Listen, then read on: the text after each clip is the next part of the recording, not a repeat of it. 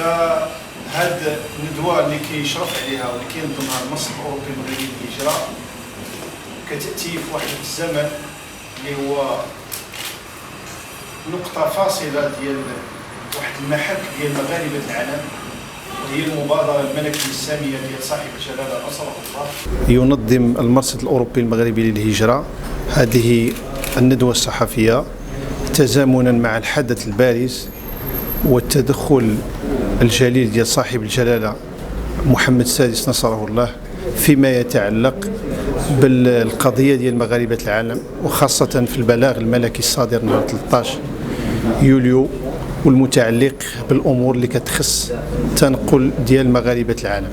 فالمرصد الأوروبي المغربي للهجرة كباقي المنظمات والجمعيات وأفراد مغاربة العالم كنهنيو نفوسنا على هذه المبادرة الملكية السامية، وكنقولوا له شكرا جزيلا يا جلالة الملك على هذه المبادرة اللي كانوا عندها أبعاد كثيرة وعندها رسالات قوية على المستوى أو البعد الوطني اللي كيتجلى في بروز الملف ديال الجالية في هذا الوقت هذا بشكل قوي، لأن كنعرف تذبذب كبير من خلال المكتسبات اللي عندنا احنا مغاربة العالم ولا هي شتى.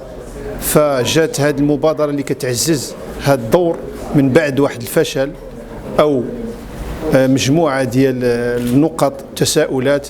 فشكرا لصاحب الجلالة على هذه المبادرة القوية اللي كتقوينا نحن مغاربة العالم وطنيا.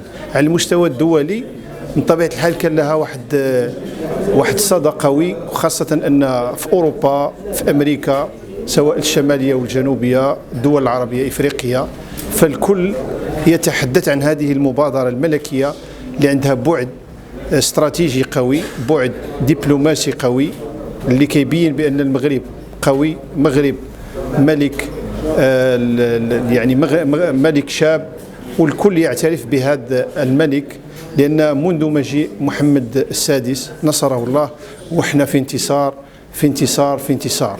Quel commentaire faites-vous aux dernières mesures royales en faveur des Marocains résidant à l'étranger?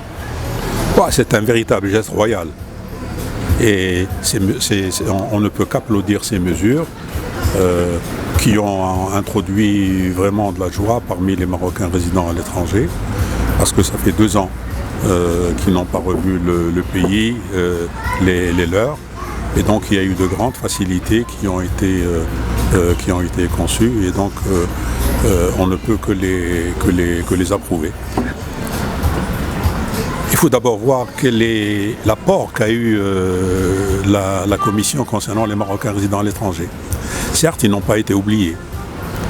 On leur a consacré dans le rapport général 1 page et demie, et dans l'annexe quelques 5 ou 6 pages. Donc c'est bien.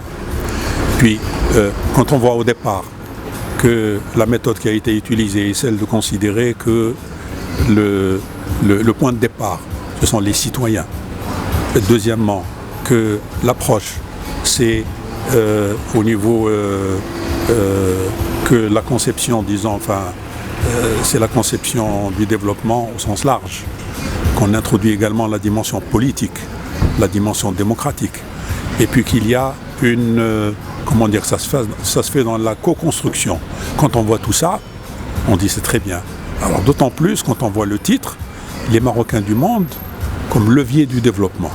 Donc si vous avez un appel à faire aux partis politiques, parce qu'ils sont maintenant en train d'examiner le pacte national, qu'est-ce que vous leur direz? Qu'on ne peut pas concevoir un pacte national concernant le modèle de développement en occultant de Marocains résidant à l'étranger.